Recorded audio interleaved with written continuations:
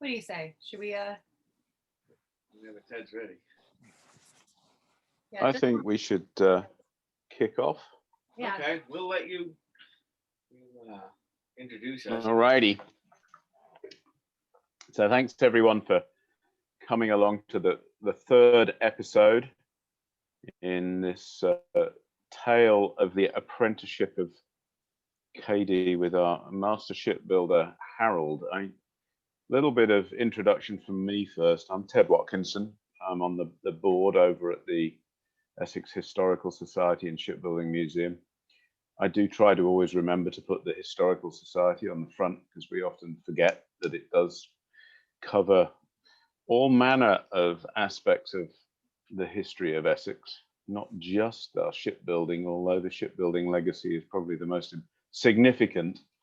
But I've been on the board for a little under a year, but been volunteering over there for quite a while. And it's just a little bit of my feeling about the museum and significance in the town.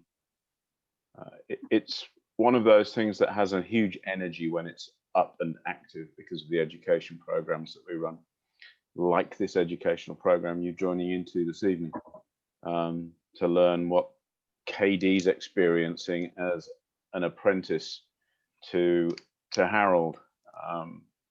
The other builds I'm sure all of you've been involved with, and we can't wait to get that back and active again this year, and with your help as members and encouraging other members and contributions, I'm sure we're going to get it back to the dynamic environment that it was when I first started working there prior to the dreadful impact of COVID. But anyway, KD joined us recently, so a little bit more about her background. She was working over at the academy at GMGI when I think I first met her, and is now on board as our operations manager and doing an unbelievable job already in starting to figure out how to reopen the museum and what that's going to look like, and can't wait to get that going a little bit further into the summer. And she was lucky enough, well, I'd say lucky enough because I think she was totally deserving of the MCC, the Massachusetts Cultural Council's apprenticeship grant, which means she's now fully apprenticed to our very well-known master shipbuilder, Mr. Burnham. I'm sure everybody on the call knows what his legacy looks like. And all we can say right now is we're wishing him a very speedy recovery from this back issue so that we can get on with this wonderful project of getting the Sylvina Beal back out on the water and under sail. I'm sure you've all joined episodes 1 and 2, so learned of her interesting trip down from Maine, little time in Gloucester on the railways, where I was lucky enough to have the fun of corking her for a couple of days, just hammering it in with the hope that she wouldn't sink on the way around to Essex, which she didn't. So thank you, Harold and KD, for putting this together. I think it's great to have this level of integration and participation between both the museum and what Harold's doing and the endeavor there. And thank you for joining the show, folks, and encourage others to come along, contribute in any way you wish to do so with regards to the museum. At which point I will hand over to the leaders of this evening's event, Harold and KD. Thank you so much, Ted. Well, thank you, Ted. Really appreciate your introduction, and thank you for all you did to help get the Beal to where it is, and also to the whole Shipbuilding Museum for. It'll be nothing compared to the work we're going to have to do between now and getting the Beal relaunched. Oh, come I on! look forward to that day. We've been in crisis as long as I can remember. It'll be fine. Best way to be. It's never a dull moment, but That's for sure. yeah. So, yeah. So anyway, well, Oh, beep, beep. what was that beeping? It was the Telling us it's time to it's move the ahead. Zoom moving ahead. Time to start. All right. So let's Let's go this back to the small. Cultural Council. Yep, it's being weird. Oh, Doing strange things. sorry about that. There we go. There we go. That's where we should Mass be. Cultural Council, the other people we have to thank for this, amazing, for the traditional arts apprenticeship, which has given KD and I an amazing excuse to work together in a way that, we or formally work together in a way that we've been working together for 10 years now, or a long time now anyway. And KD to, certainly learn as much as she can during this phase. And so thank you to Mass Cultural and KD. And should we go to the next one? Yeah, but just to say how that apprenticeship is really it's formalized Harold and I's relationship as him being a mentor to me. So he really has been teaching me everything that I know about seamanship and sailing, and I had never really been on the water till I got on the Ardell. So I've learned a whole lot from Harold, but now with this apprenticeship, I have his dedicated time for multiple hours a week. So it's really, it's got me to be able to sit him down and really milk his brain for information. And beyond that, the thing that, to me, when we're talking about Mass Cultural and this apprenticeship program, and it's, this is the third apprenticeship program I've done. Did one with Randy, who was an education director at the museum at the time, who was, good, hardworking, fantastic guy that learned quite a bit through it. The other one was with my son Alden, and it gave him a chance to really formally learn some of the things he might not have gotten otherwise, and rebuild the first boat my dad built, and work with both my father and I, and the whole community that is boat building in Essex, which is much more than any individual. It's a real community of people, and got Alden in there as the leader of his particular project, and got him to hopefully really see the enjoyable parts of boat building, and also what it brought him into the community on a different level. But with KD, the thing that I think is really kind of cool is she's, Alden has got other career aspirations, as did Randy, but KD is she's all in. and boat building as we practice it in Essex isn't a career that you learn through a higher education, and I would argue that it's no less difficult than pursuing a master's degree or even a doctorate's degree. You have to, there's an enormous amount of time that goes into it, and it really is all encompassing. It takes your whole life to really to bring yourself to the level of master shipwright, master craftsman, which in my experience is also a designer. And so this apprenticeship is not formalized learning, but it's recognized learning for KD, and my hope is that she's able to take this apprenticeship and this experience and take it further than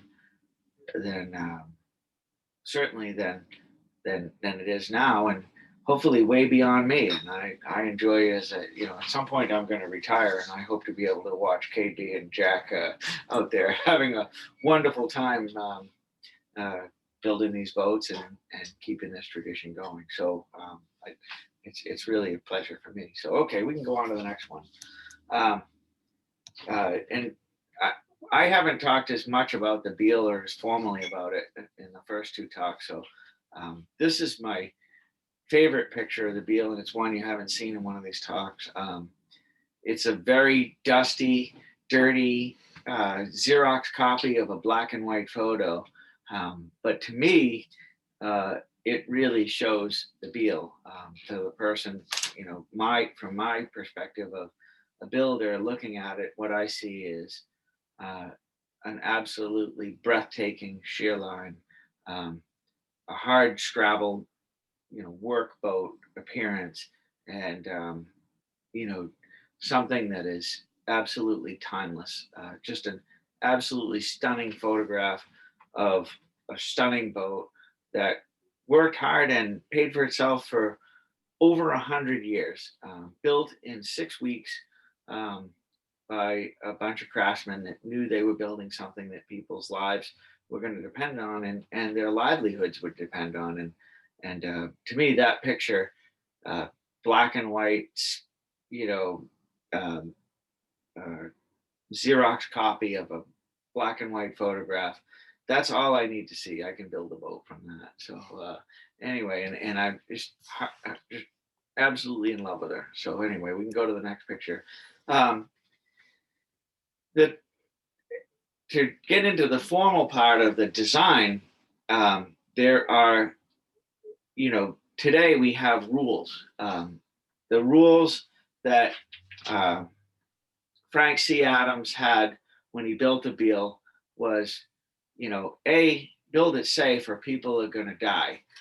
My friend Jarvis Newman once told me, he actually told me when I started building boats, Jarvis said to me, well, Harold, you really got to build them rugged. He said, I always built a rugged boat, and I won't say who it was, but he said, so-and-so, they built boats and they split in half and they poisoned their well and they burned their house down. Now that's okay. They poisoned their well and burned the house down, but the reason they did it is because people died. You can't do that. And today, other than just for our own moral purposes, we have regulatory bodies that are watching out for us. And on the far left of this slide, you'll see the Code of Federal Regulations, which are the regulations set up by the Coast Guard that we have to follow that will make sure that we don't drown anybody. And part of the Code of Federal Regulations, the thing in the middle is there's different ways of determining the engineering and the structures on the boat to make sure that it's safe. And the middle one is Lloyd's Register of Shipping from 1978. Their rules for the classification of yachts and smaller craft, and those rules are set up to make sure that the boats are strong enough and rugged enough to pass. And then on the far right, you see the Secretary of the Interior standards for ship preservation projects. Now, the Coast Guard rules and Lloyd's rules are Coast Guard rules are about safety and Lloyd's rules are about structure. And the Secretary of the Interior's standards are to make sure that if you're going to take on a historic preservation project, that you do it in some way that is respectful and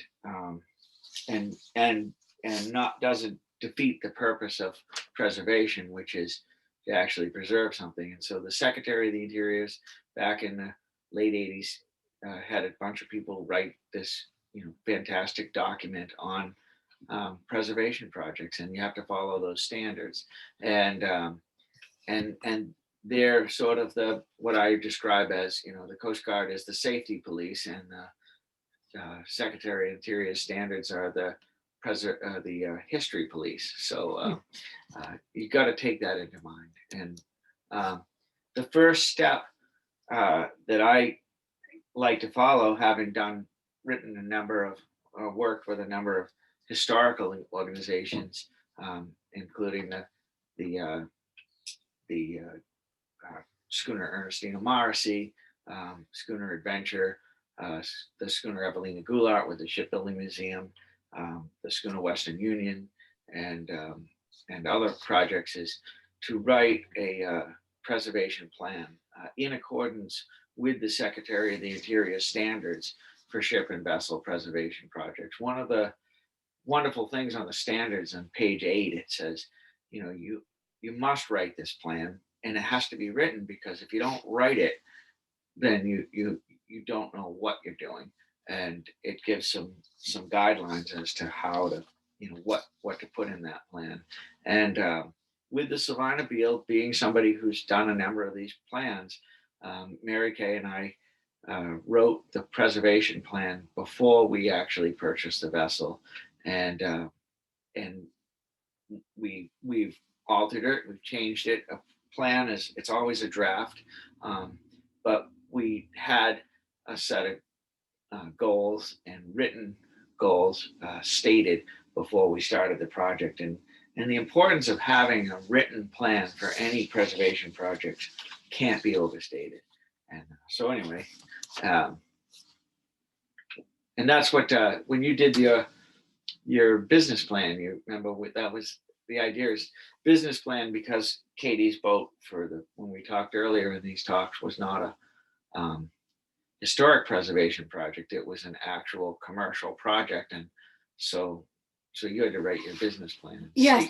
So instead of writing a business plan, I wrote a preservation. Other way around. Instead of writing a preservation plan, I wrote a business plan, because when you're going to build a boat, you can't just build a boat for no reason. You have to build a boat and know how you're going to maintain it, how you're going to pay for it, how it's actually going to be used. Because if you're building boats just to build a boat, then you don't know what's going to happen when it's done. So it's really important to figure out what you're going to use it for, and kind of wrap your lines around the plan of the use, the potential use. Yeah, and speaking of wrapping lines around things, we are with the Beal in the preservation plan. We went through it, and our first part of the preservation plan, Mary Kay and I talked about, was what we wanted to preserve, and we said with the Sylvina Beal, Mary Kay and I see an opportunity to save a landmark vessel along with the past she so well represents, to practice what we've learned about historic preservation and stewardship, and to help keep the culture of traditional shipbuilding alive from one more generation in Essex. And maybe Katie's the next one. I'm not doing another one after this. But anyway, when we are through, we're hopeful that she will survive as a commercially viable passenger research and training vessel, and be able to pay for herself and her upkeep for many years to come. So that's, the preservation has to do with this shipbuilding effort to rebuild the hull, but the real effort is if you just rebuild the hull, and left it to the weather, it would be gone in 5 to 10 years. By rebuilding it as a passenger vessel and giving it a use and a way to pay for its upkeep, then we hope to preserve it indefinitely. And what we said is, on other preservation projects, we worked and became familiar with the Secretary of the Interior standards for historic vessel preservation projects. We've come to appreciate the requirement of a written preservation plan, and feel many other projects we worked on would have benefited from the time taken to do such a plan before the work started. We did ours before we even took on the boat. Developing a written plan is a worthwhile endeavor, and sharing drafts of the plans is of enormous value, especially if another number of individuals or organizations are involved, as concerns and issues are often unearthed and addressed in black and white before the real work starts. Our preservation plan, by the way, is on schoonerardell.com under the Beal, and anyone who wants to read it and comment is welcome to do that. We would be glad to hear anyone's thoughts on what we're doing and why. And we said, while the Sylvina Beal will remain a privately owned commercial vessel, we intend to involve several educational nonprofits in the community throughout the process of the vessel's rehabilitation and eventual operation. So we don't get too far off track. We've listed the mission statement of Maritime Gloucester, the Essex Shipbuilding Museum, as well as exact requirements from page 8 of the Secretary of the Interior standards for vessel preservation projects for the treatment of the vessel. And we went through and basically listed everything that it says in the interiors, and addressed every part in a preservation plan, and listed it out so people could ask. And when we were through with that, based on what we thought we were going to do with the boat, we took the the lines taken from the vessel in 1980, which you can see are in the upper model, and wrapped a new set of lines around the preservation plan to come up with a model that both fit the requirements for the Secretary of the Interior standards and also the Coast Guard's safety requirements and the CFRs, and also the practical requirements of the business plan, and came up with a modified shape for the vessel. Okay. And what's interesting is those who might have noticed that there was a slight difference in the top vessel versus the bottom vessel should look at this photograph, which is of a sardine carrier. The Sylvina Beal was built for the herring fishery, and I believe she was used for seining in the first few years. She had a crew of 11 or 12 listed between 1911 when she was built and 1918 when she was worked more strictly as a carrier.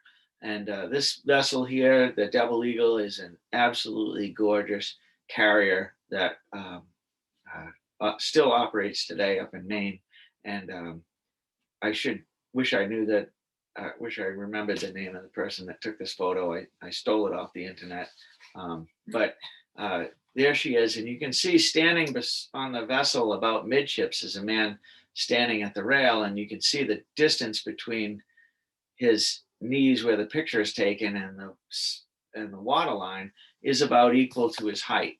And if you go to the next picture, this is the very same vessel. This picture could have been taken an hour later after they loaded her, or an hour earlier before they discharged her. And when you look at these two pictures, for a person who doesn't know a lot about boats, you can see that what you're looking at is an entirely different boat from one picture to the next. If you want to back up, you can show again. So there it is light, and there it is loaded. And so it's not sinking. It's not sinking. It's just loaded with fish. And so, as Katie will tell you, this is one of the most interesting aspects to those of us who have spent a lot of time on commercial vessels is, when you design and build boats, oftentimes one of the most asked questions of a boat designer is, how do you know where the water line will be? And the simple answer to that is, well, it depends on how many fish you dump into it. And so these boats, the part that you can see is an entirely different shape. And so one of the major changes that happened to the Beal when she was first fit out as a commercial passenger boat was that she was ballasted with about 20 tons of lead in order to give her the stability characteristics necessary to pass the Coast Guard. So she was in a state for her previous 40-year career, a 40-plus year career as a commercial passenger boat in a semi-loaded state. And the intent of what we're doing is to save the characteristics of her shear line, of her transom, and we're going to save a lot of the historic details in her rail, but we are going to put her in a situation where she looks like she's going out light, but yet will still carry that 20 tons of lead. And so from the perspective of anyone who's looking at the boat, will see that she looks like a light vessel on her way out fishing, but she's still going to have the lead, and that will help with her sailing characteristics and with her, which are incredibly important to a passenger boat. We intend to win every schooner festival from the day we launch that boat on throughout the rest of the year, so that John Foss has had his name on a number of the trophies a number of times, and other vessels, and we intend to have the Sylvina Beal, so they don't even have to run the race anymore. They can just put our name on the trophy and we'll take it. So we want her to be the prettiest in the fleet and also the fastest. Yeah. So, and the speed is, if we can tell our customers honestly, which we always do, that we have the fastest boat in Gloucester. That will help us sell tickets. So anyway, we can go on to the next slide. These are the Sylvina Beal's lines as we've drawn her for the future rehabilitation, and this is her sail plan, which is quite well balanced and should give her a good edge. This is her construction plan, which is saves a lot of the construction characteristics of what she is and was and will be. The double sawn frames and trunnel fastening, traditional construction techniques that go back in Essex, dating, Danish story used to say they go back to the time of the pyramids and of the Phoenicians, and but that type of technique, but very much as it was done in Essex, and still also in some modern way characterized with the modern characteristics as well, with the lead outside ballast that was put on her when she was rehabilitated in 1980 into a passenger boat.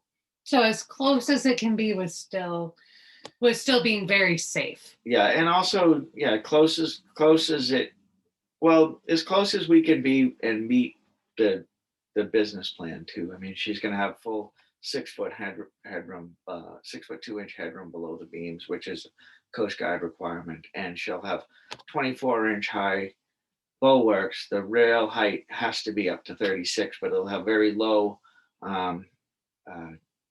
stanchions and rails, but high bulwarks to make her comfortable and safe for her passengers. This is her lower structure as will be built, and the major difference between this structure and the way she was built is obviously the lead, which was added in 1980 on the bottom. The lead that was put on when it was put on originally was bolted outside her wooden keel, and it worked really well, and it was a good job, and it lasted 40 years, but was not engineered into the structure in the same way that this is. So this should last a good deal longer. And when you submit your plans to the Coast Guard, you have to not only draw up the shapes and whatnot, but you've got to list the scantlings, which are the sizes of all the parts. And this is a tabulated excerpt of all of the different individual construction components and what their size is. And I actually added it, and you have to compare that to Lloyd's scantling rules, which are interesting set of guidelines. May not have been my first choice if I were writing the rules for the Coast Guard, but it was a reasonable choice for the Coast Guard to use because having studied Lloyd's scantling rules now probably more in depth than most people in the Coast Guard ever will, I understand them and I know where they're coming from, and they certainly did not change or affect any of the sizes that we wanted, and the Coast Guard found that our comparison was okay. And those are the notes on the Beal scantlings. And let's see how much time we've got here. I gotta move this along, but one of my favorite parts of the notes on the scantlings was basically that I said a glance at the midship section in figures 4.11, 4.12 in Lloyd's chapter part 2 section 4 and the Beal's construction plan inboard profile midship section will quickly reveal the enormous difference between a lightly constructed, heavily ballasted European yacht and a heavily constructed vessel designed to carry enormous quantities of American and admittedly poached Canadian fish. Um, Despite the differences, I found Lloyd's rule set quite reassuring. There were, however, places in the rules where a good understanding of the different methods of construction and a little common sense is needed to be applied. I hope I did not go on it too much about this with the following notes, but rest assured, I have thought about it more than I care to mention, and I could go much further. That sums up basically that I really studied the Lloyd's rules.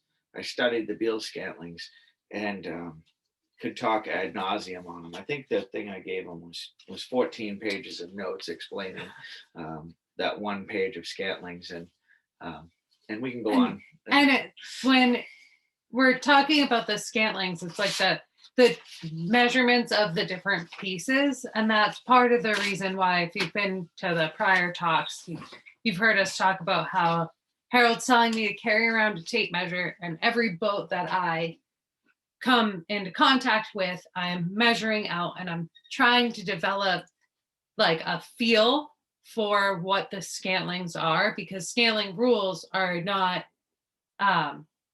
like, you don't want to build your boat according to the Scantling rules. You want to build your boat and then check it against the Scantling rules.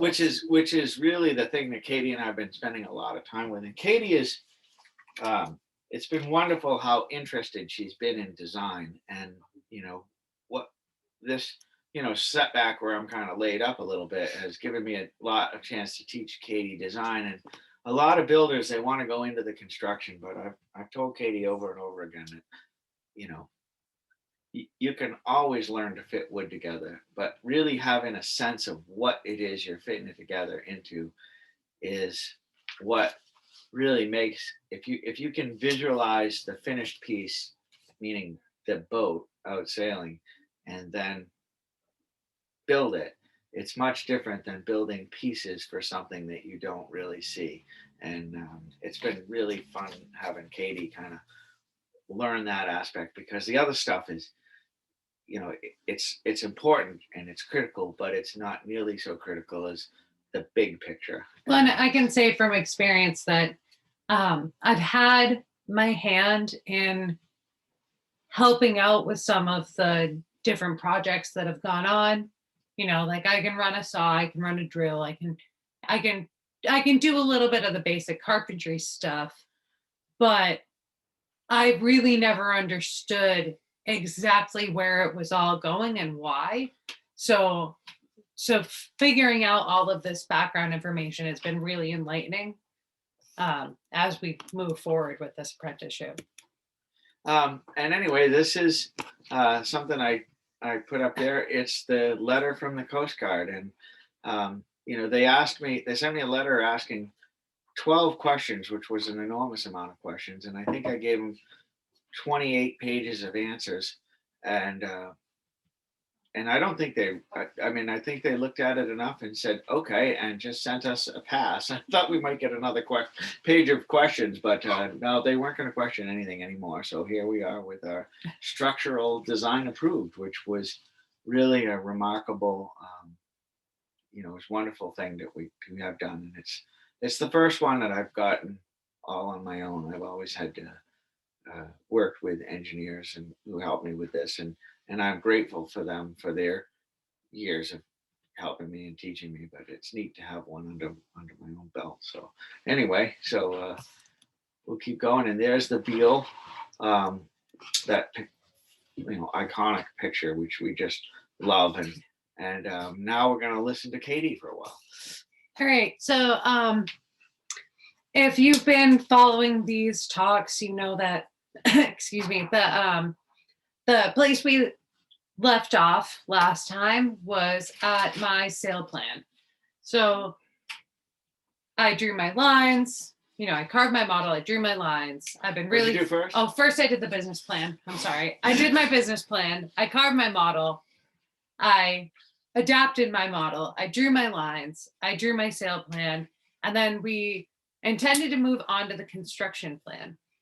So the first thing, when I was working on my construction plan, I was trying to fit my design around the intended use of the vessel. And so doing that, one of the first things that I wanted to try to do was figure out where my bulkheads were going to go, because then I can figure out where my cabins go and where my passengers would sleep, where I would sleep, where we keep the fish, all of that. And the bulkheads do what? The bulkheads do what? What do they do?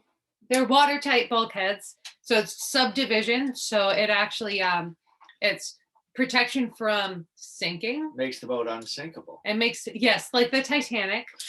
But the idea is that you could flood one of the bulkheads completely and the rest of the boat wouldn't sink.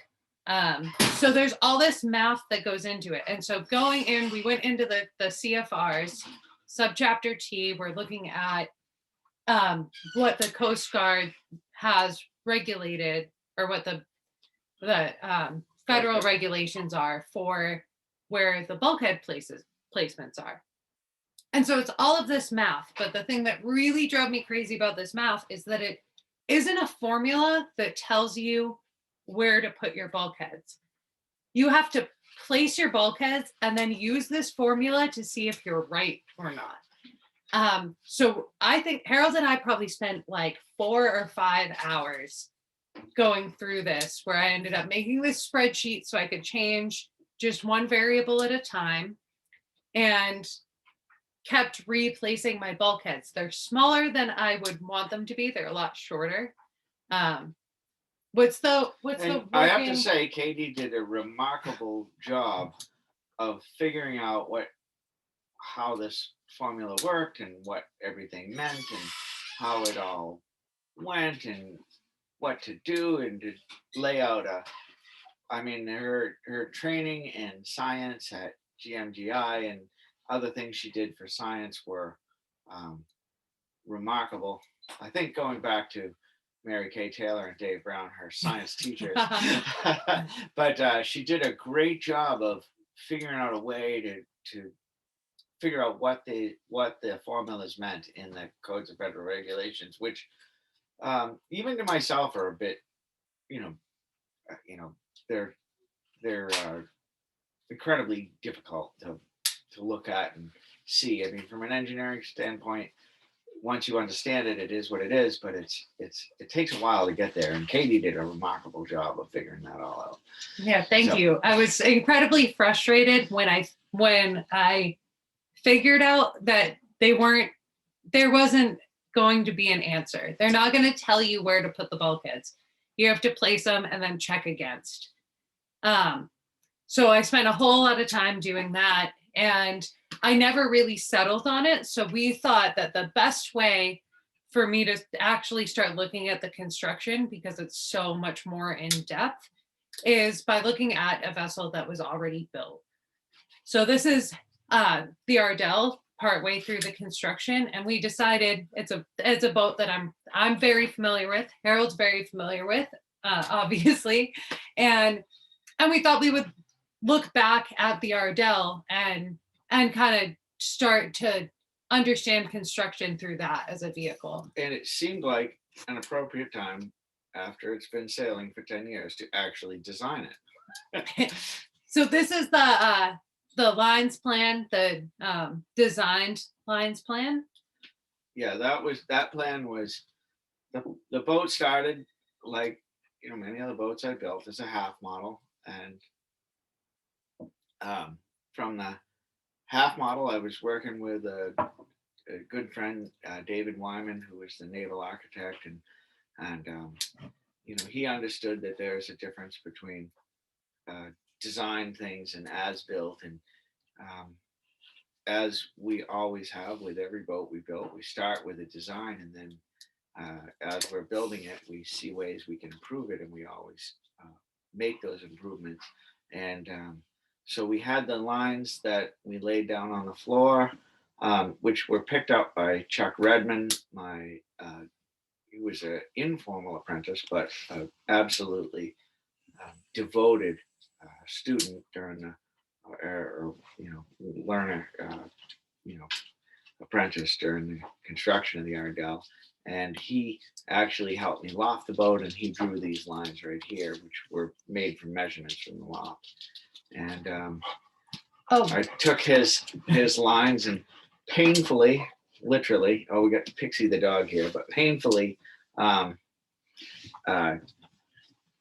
traced them, but making the corrections for the shear line that I picked up while we were building the boat, which was interesting. We had to go to my mother's house and find a piece of paper that I gave my father in 2010, and we actually found the piece of paper at my mother's house in his closet of stuff, and located it and made the corrections on the shear, and here we are drawing the boat out. So yeah, you can kind of see how much pain Harold is in doing this by the hunch of his back.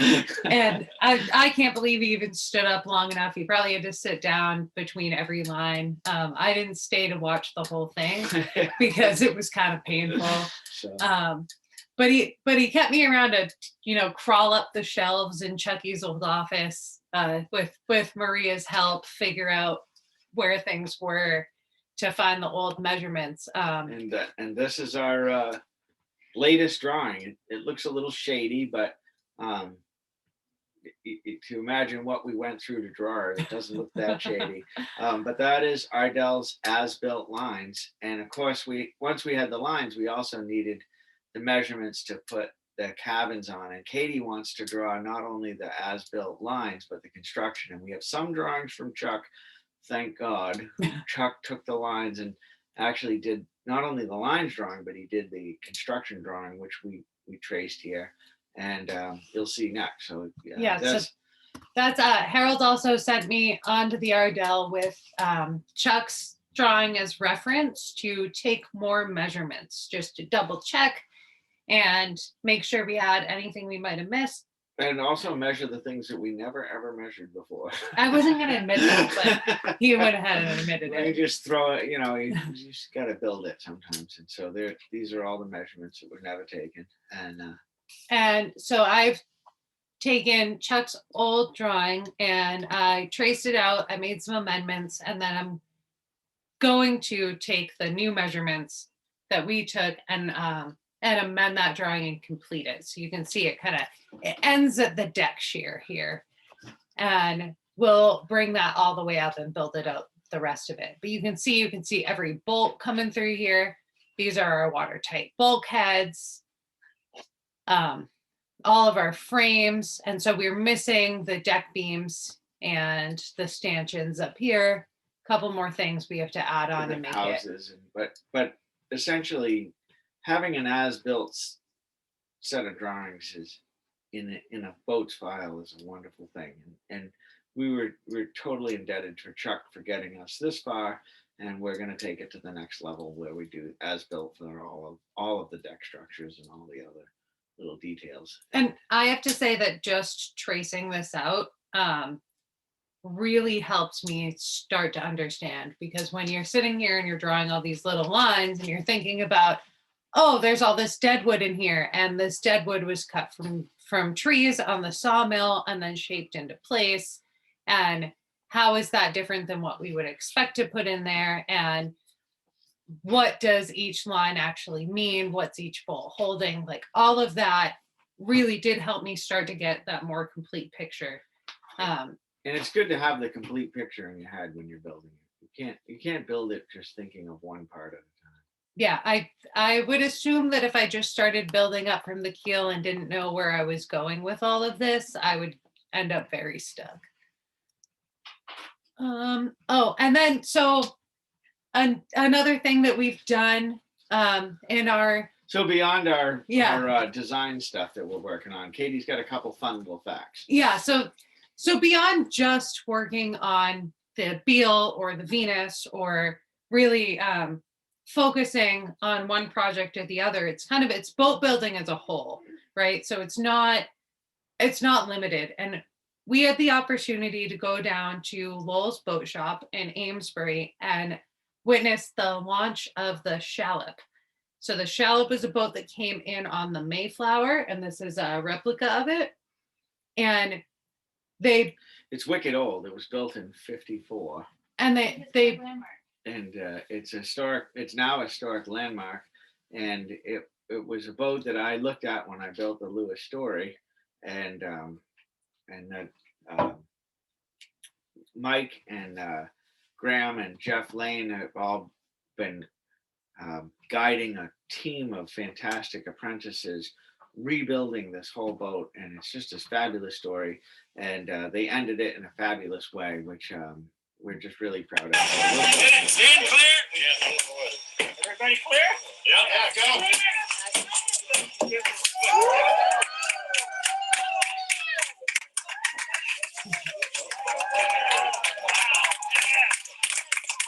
Beautiful, smooth launch.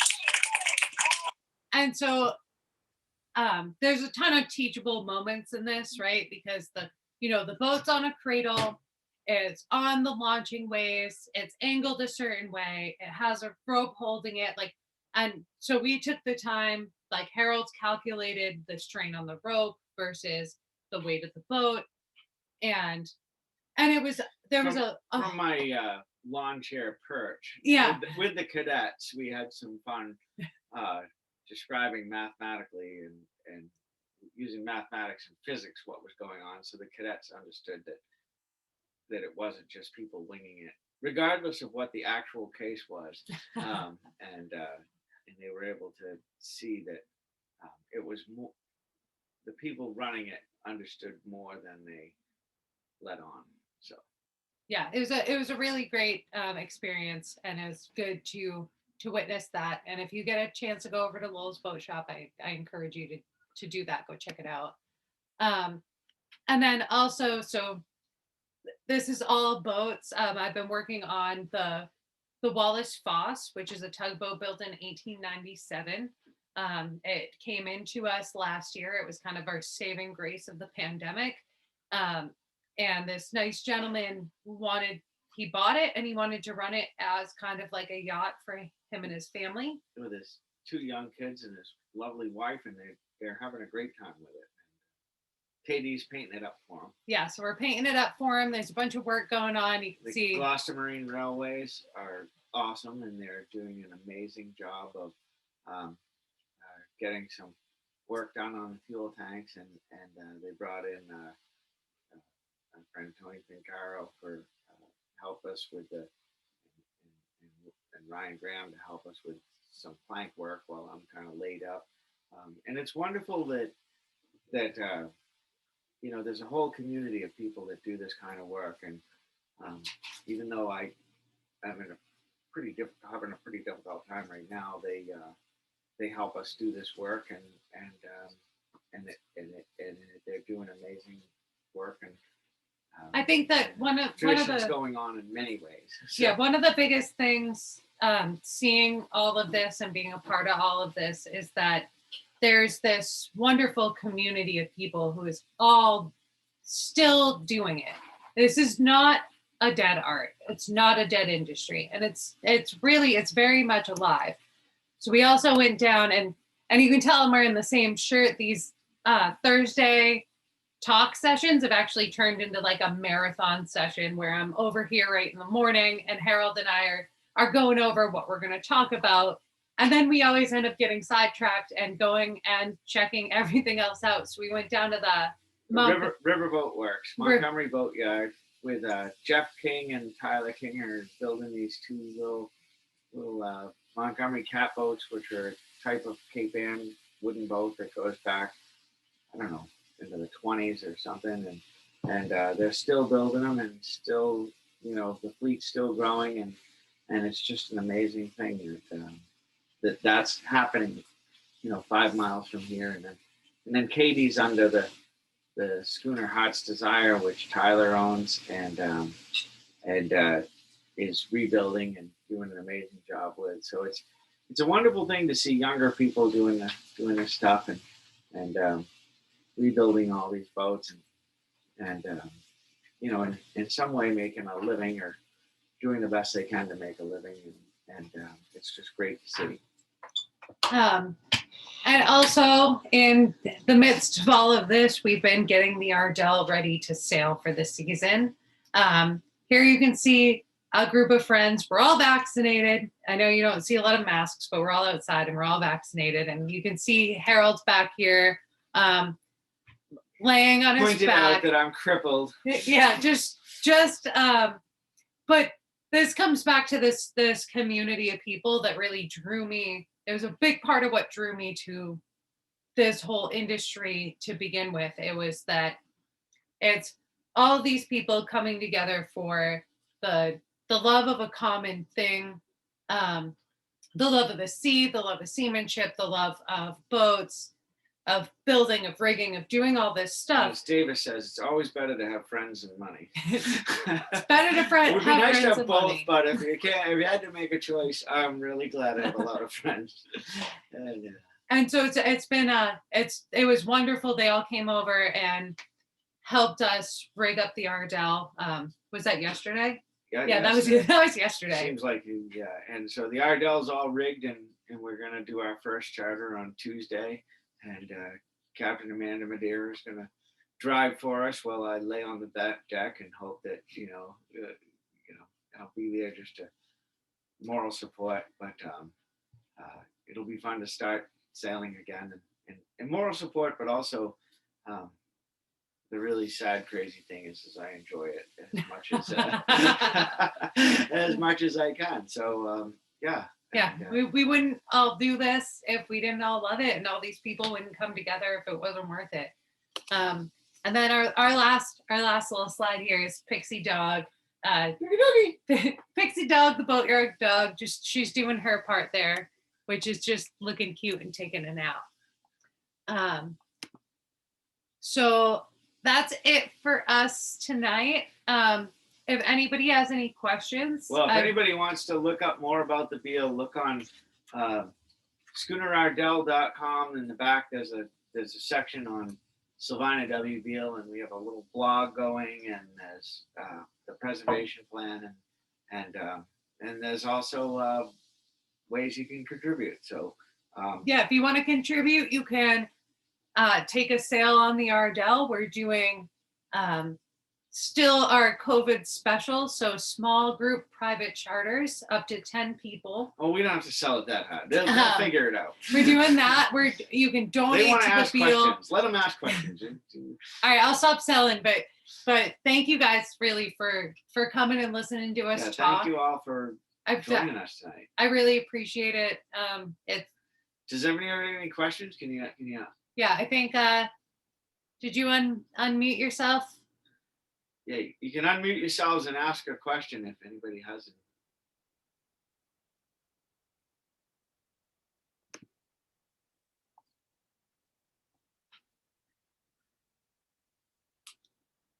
Oh, go ahead, Luigi. Yeah, Lou. I go by Lou. Hello. So, Harold, I was wondering, how you doing? It's nice to see you again. I was just wondering, over the years when people would make boats for the fishing trade, was there ever like a formula or a ratio expected by how much was the displacement to how much fish they could expect to carry, given that, these things were really commercial enterprises? Most stuff in boats that people have learned over the years is ratios. You've got that exactly right. And with small boats, as they grow, the ratios change. The simple example is a catboat is the beam is half the length. When you get to a sloop, the beam is often a third of the length. And then when you get to a schooner boat, it's a quarter the length. And then as the boats get larger, the beam gets shorter.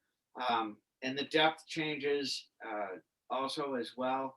But it's not an exact formula, and the amount of fish that the boat will carry is often designed into the boat, but based on what other similar boats carried. I hope that's enough of an answer. So if you bought a boat of so many tons, you'd expect it to carry so many tons of fish. Right.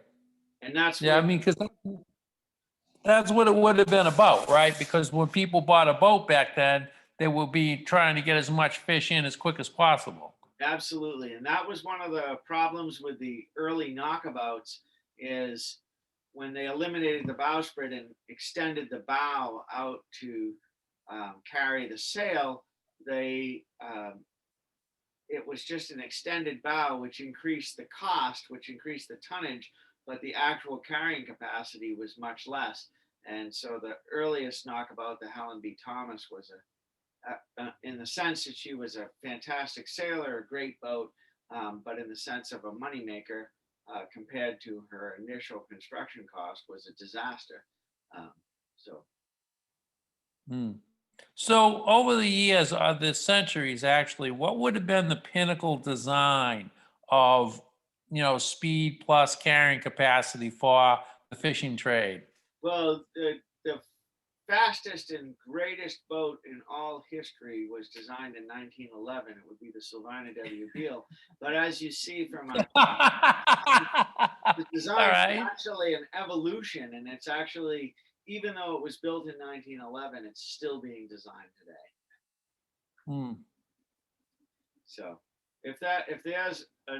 I'm sure no one in the world would ever argue with that answer. Definitive answer. So yeah, no, it's hard to say. But around just after the turn of the century, engines were coming in and playing a larger role in fishing schooner design, and after the early to mid-teens, any boat built without an engine was built to have one installed at some point coming up soon, and that was becoming more and more of a consideration. So, and once you have an engine, for commercial purposes of moving cargo, moving fish, moving a boat, once you have an engine, the sails play less and less of a role, and the speed of which it will sail and its ability on the sail. Engines are a wonderful thing. When you do the Beal, will you do a diesel engine or a diesel electric maybe? We're very conservative builders. The diesel engines have been the standard for commercial vessels of the Beal size going back 100 years. She was probably originally powered with a gasoline engine, but was repowered with a diesel probably 100 years ago, and that's the way we're going to go with a diesel. The electric drives and the electric power plants in boats are the wave of the future. But the trouble with being in the wave of the future is if you get too high up on it, it'll break, and then you don't want to be in a breaking wave of the future. You want to get that wave at the right point. So we can trust a diesel. We believe that diesel fuel will be around as long as we need, and that's where we're going. And there was one on the boat. Yeah. Does anybody have any other question? Anybody else? I thanks, Lou. I'd love to chat with you all night, but I'm sure other people have questions. So. Oh yeah, absolutely. Yep. I got a question for you, KD. Hi, Phil. How are you? I was wondering, did you calculate, or does that formula for calculating bulkheads give you any idea how many you need before you start trying to place them? And if so, how many did the Venus end up with? So as far as I could tell, so you need in the bow a watertight bulkhead, and then a watertight collision bulkhead right at the bow, which doesn't have to be that big. I ended up with 3 more. And moving them around, they averaged about 7 feet long, which isn't quite long enough for a berth. Right. I think that if I mess with it, if I place them right, because it has to do with the volume of that compartment and balancing out those volumes correctly. If I place them right, I may be able to get them so they're a little bit bigger, but I'm still working on that. And the other alternative is what? The other alternative? Another spiral around the design and go back to the lines and redraw them to fit. Yeah, yeah. So the There's other all kinds of things alternative you can do. is that big design spiral where I go back and I change everything I've done so far, which might not be a bad idea for me at this point in learning to do it all again. But it's a good boat. And So would that spiral involve like making the boat longer? I don't know about longer, maybe a little fatter. Oh, okay. You know, like bringing out that belly a little bit more. Yeah. I think would enable me to make the bulkheads longer. But I'd have to play with it a little bit. yeah, it's a Yeah. complex thing, and you want to study the formula before you make a change to increase that. 7 feet is long enough for a bunk, but not a bunk and a head in each compartment. And Right. the Ardells are closer to, I think they're like 8.5 feet, and that allowed us to have bunks and heads in the main hold. And actually, we could have had it in the forecastle too, but we decided to put a workbench in there. But that, like, I knew that the bulkheads were going to be a problem going into this. And at first, when I first started, I was like, Harold, I want to do the Venus, and I want to do it as a 6-pack because I don't want to deal with all of the Coast Guard regulations that you have to do to be a licensed passenger vessel. Mhm. Because I knew that it would restrict my floor plan so much, just from being on the Ardell and understanding that those watertight bulkheads, if it was just a big open cabin, I'd be able to walk around. You could fit things more freely. But because of the regulations, you can't. So I wanted initially to do the 6-pack, but I've been told by everyone I've said that to that is stupid. Why would you build a boat that big and not get the COI for it? So it may be a smaller boat too that just carries 6. That's less expensive to build. So she's got some. That's why we go around these spirals. Everything's a compromise, and until you start in and actually try it, you don't know what you're going to come up with. And she hasn't spent a lot of time into it right now. It's a lot less disastrous than if she had a keel sitting in the yard and was trying to had it half built. yeah. So All right.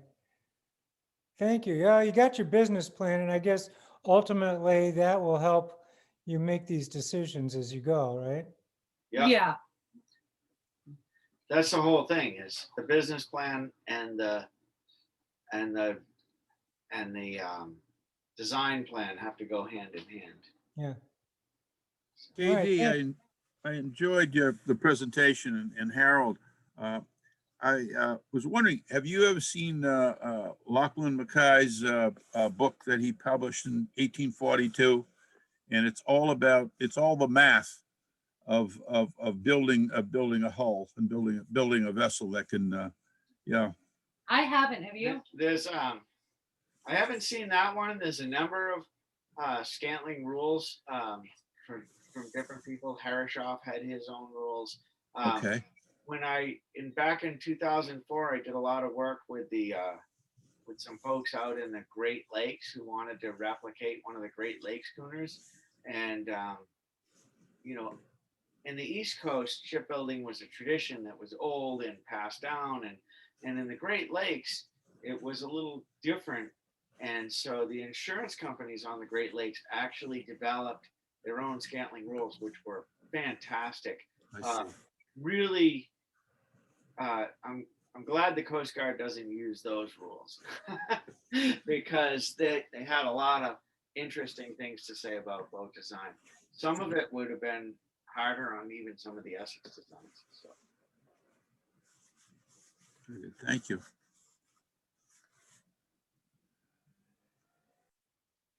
All right. Any more questions?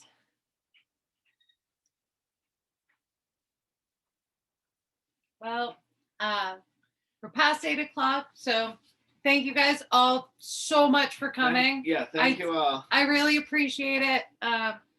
Great. And I hope you tune in to next month.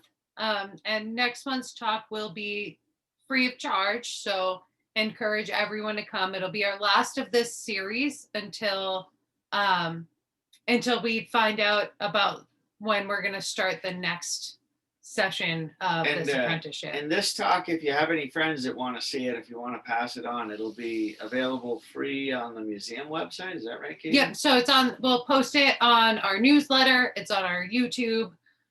So all of the recordings of the previous talks are all up online for anyone to see. Yeah, and thank you all for coming. We really appreciate it. And Thank you, Katie. Thank you, Harold. Thank Thank you. you, guys. Great job. All right, Yeah, bye. You guys did a great job. We really Thank you. appreciate it. thank you. Thank you. Bye, goodbye. Take care. Bye.